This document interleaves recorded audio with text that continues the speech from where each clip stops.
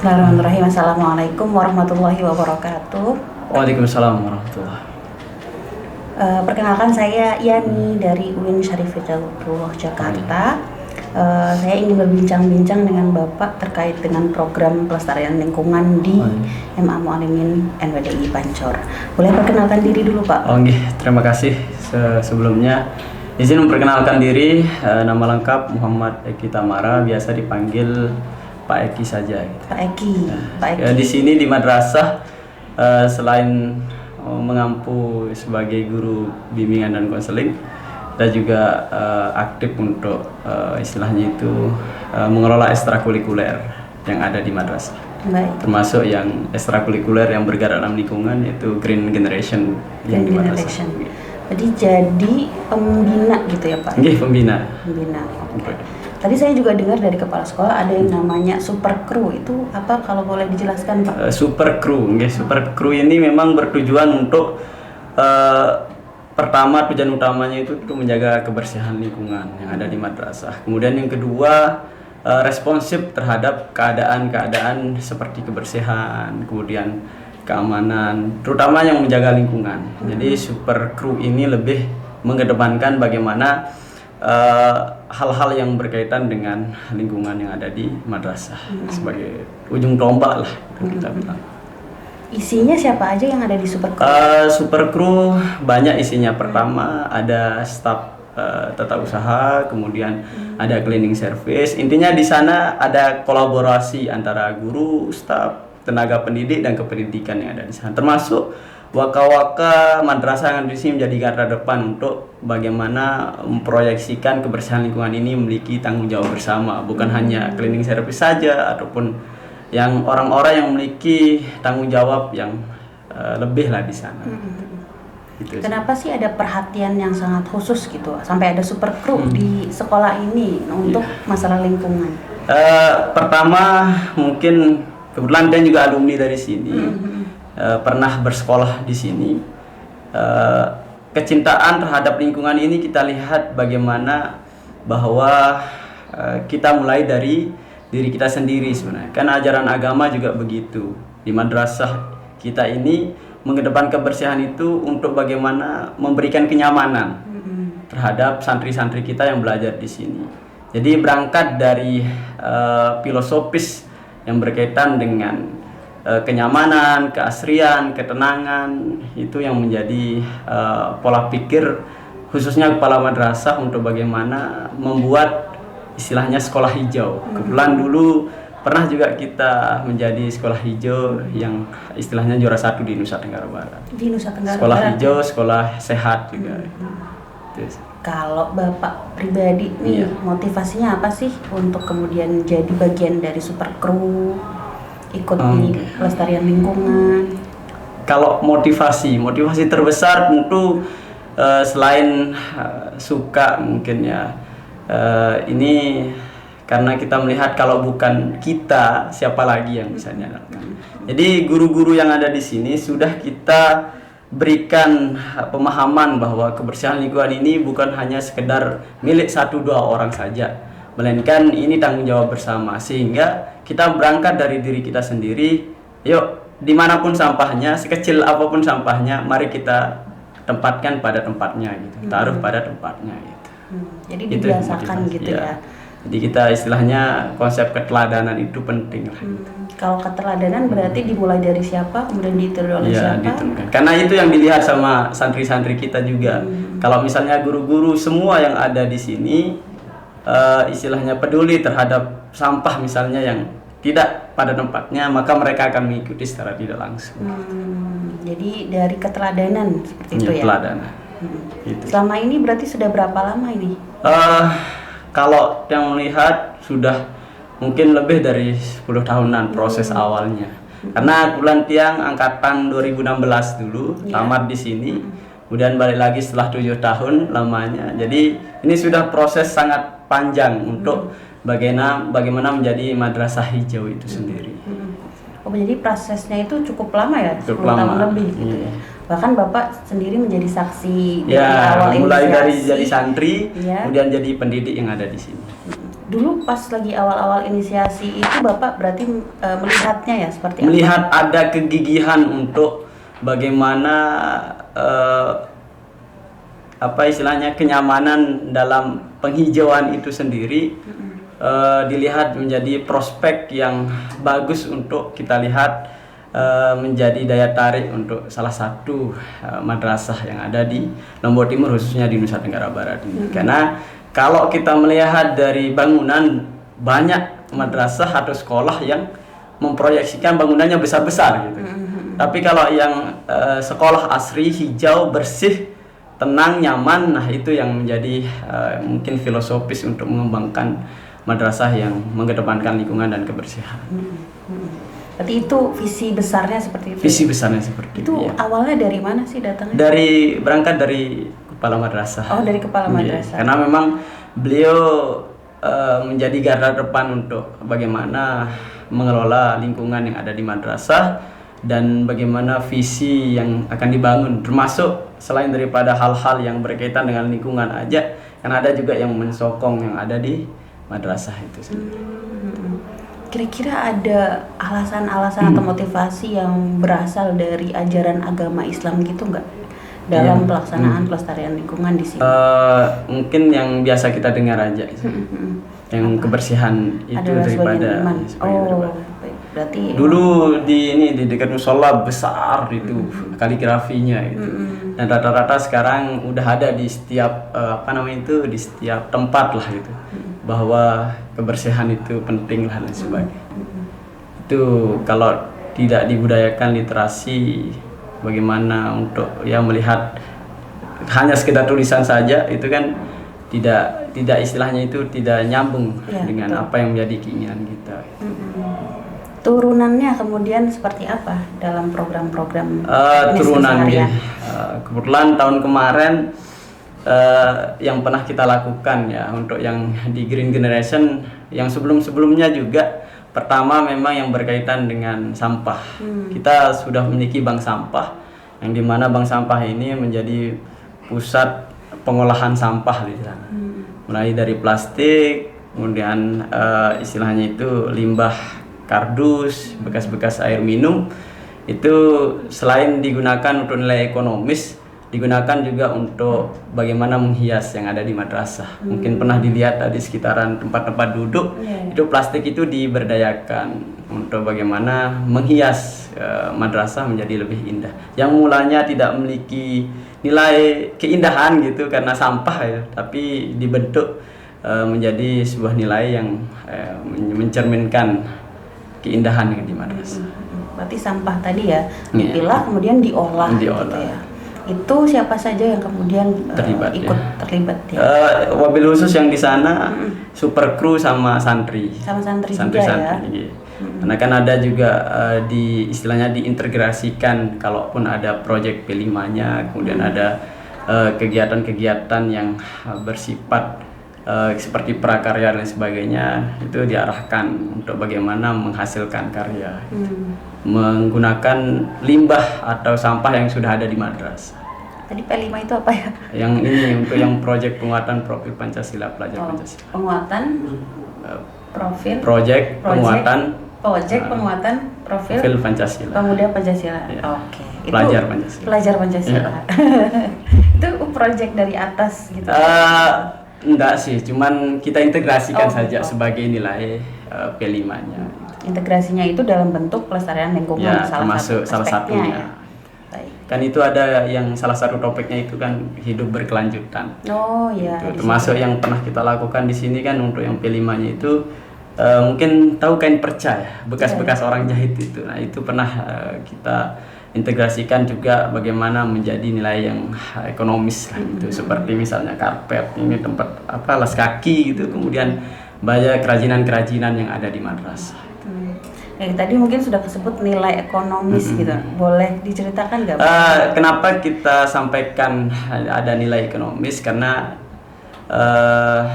di dunia hari ini kan dunia entrepreneur itu sangat kita junjung tinggi kepada anak-anak kita juga.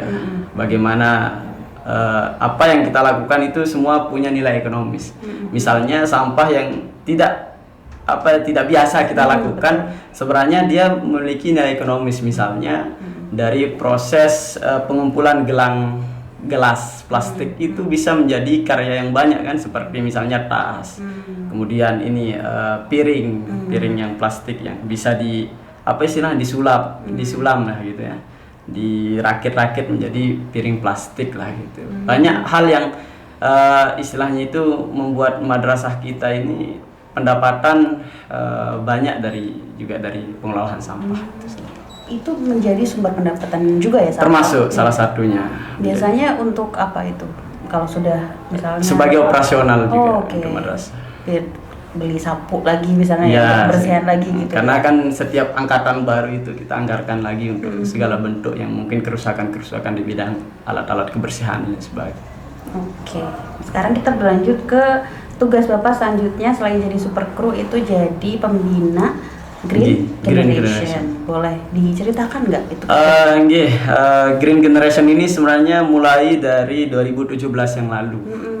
Jadi pada saat itu saya memang udah tamat, cuman adik tingkat itu memulai menggagas GG ini dari adanya jambore nasional hijau lah, ada jambore hijau nasional, generasi hijau nasional. Itu event tahunan, karena Green Generation ini kan dia nyambung sampai ke nasional. Nah, jadi event tahunannya itu namanya Jambore Generasi Hijau Nasional. Itu tahunannya. Jadi itu yang memulai mendasari bahwa kita semua juga harus berperan aktif dalam mengelola lingkungan, terutama kebersihan dan sampah. Itu sebenarnya yang membuat dalam kegiatan GG yang menjadi kekuatan kita yang ada di sini, yang di madrasah itu. Jadi karena ada jambore itu kemudian terbentuk seperti terbentuk komunitasnya.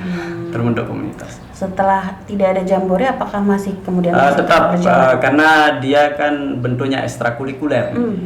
Dan kebanyakan untuk yang tahun ini banyak yang anggotanya itu yang stay istilahnya di madrasah, itu yang di asrama.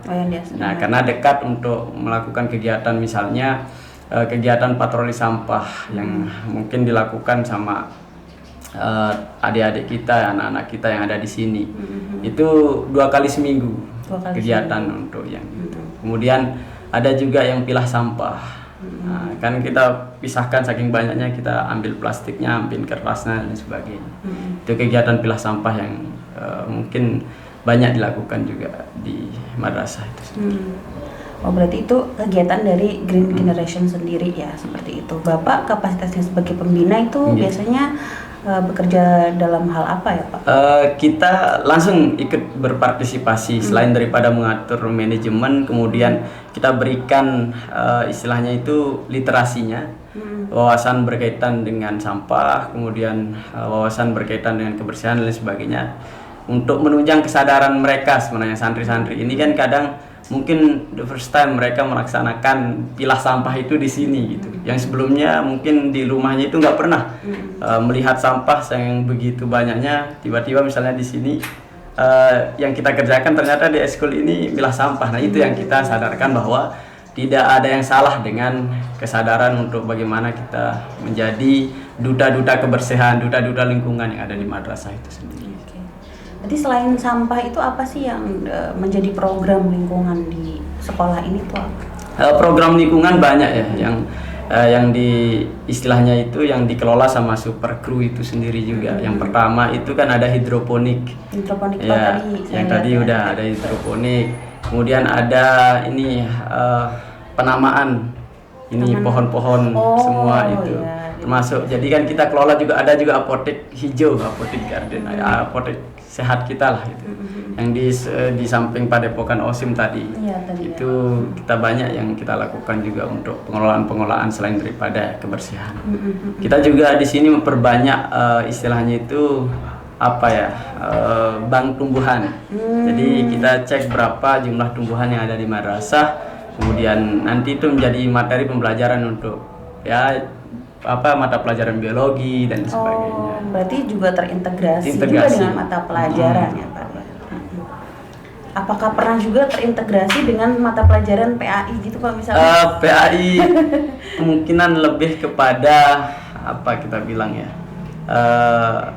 belum yang anu lah istilahnya, belum saya temukan pasti kalau terintegrasi dengan PAI-nya, tapi secara tidak langsung dengan kesadaran itu sebenarnya nilai-nilai di agama itu masuk ya Pak. Nah, kalau nilai-nilainya masuk. Kalau yang misalnya untuk melihat dan sebagainya itu secara substansi ya mungkin perlu kita tingkatkan lagi.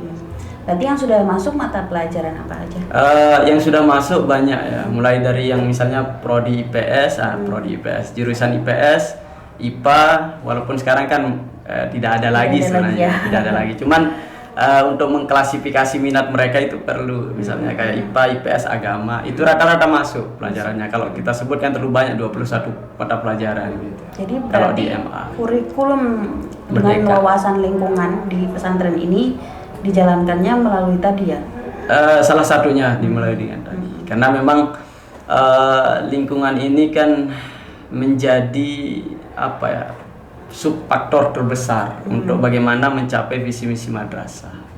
Itu sadar lingkungan, sadar kebersihan gitu.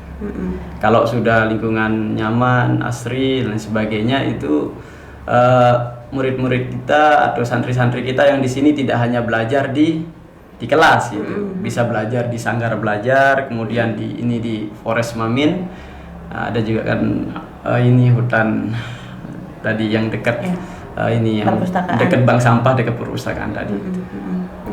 Bank sampahnya kan di belakang perpus kebetulan.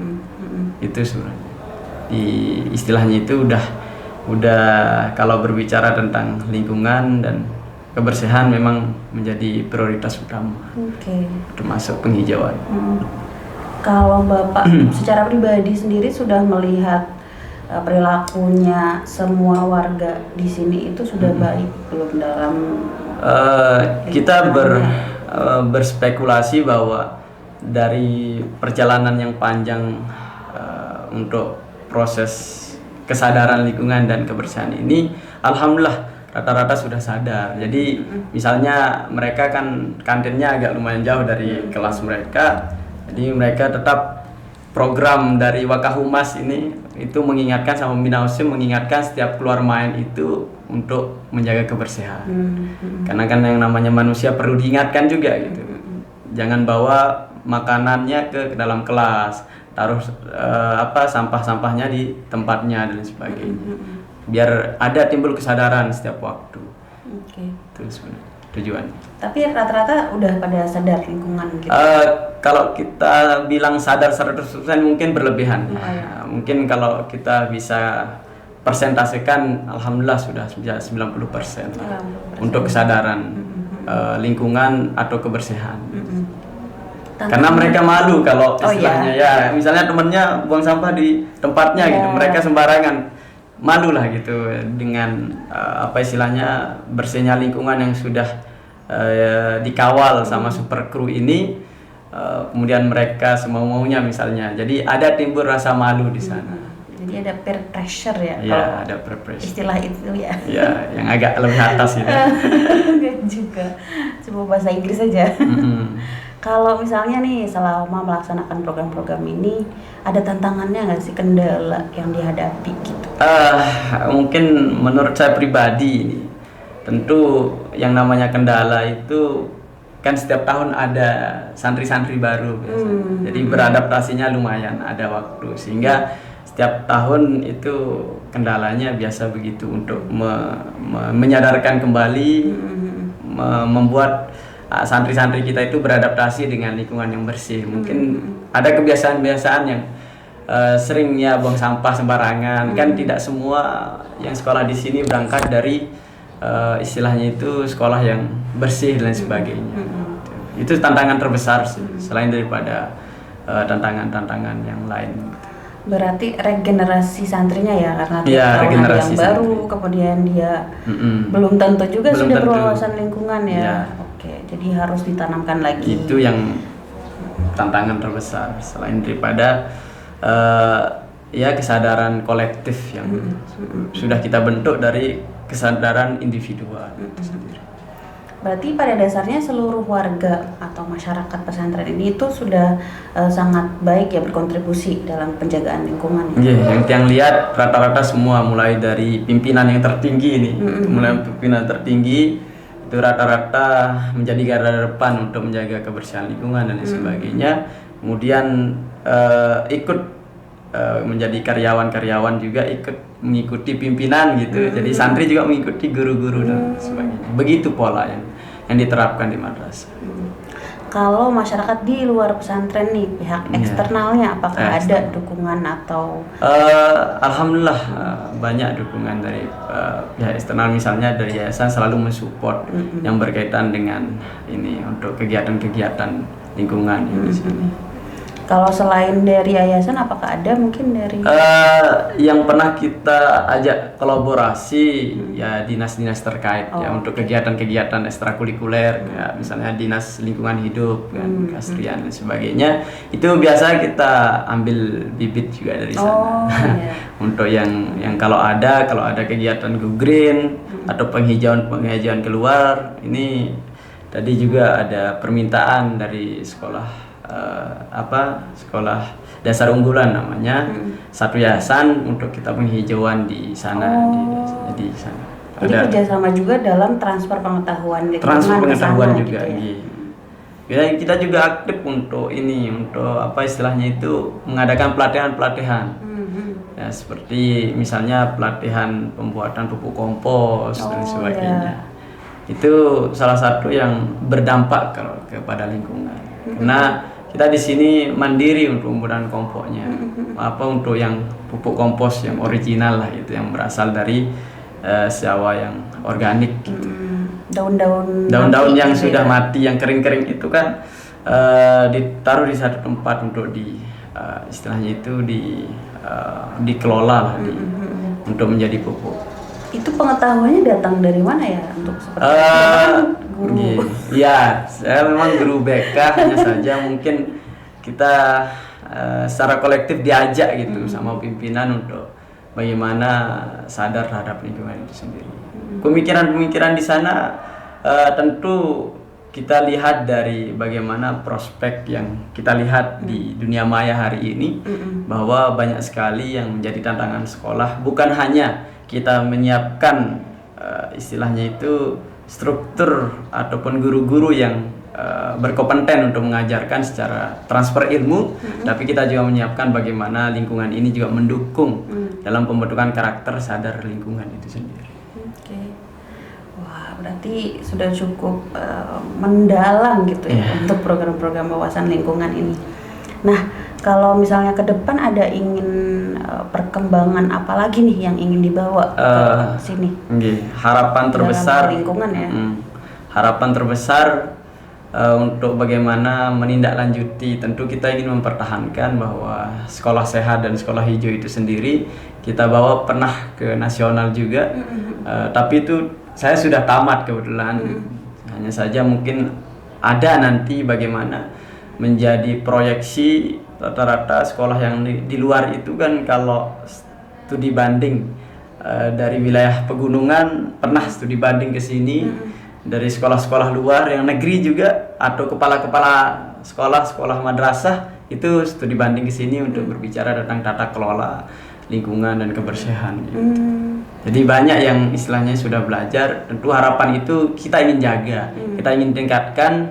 Bagaimana apa yang kurang itu kita perbaiki, apa yang sudah bagus itu kita jaga. Menjadi sebuah visi besar untuk menjadi sekolah hijau dan sehat.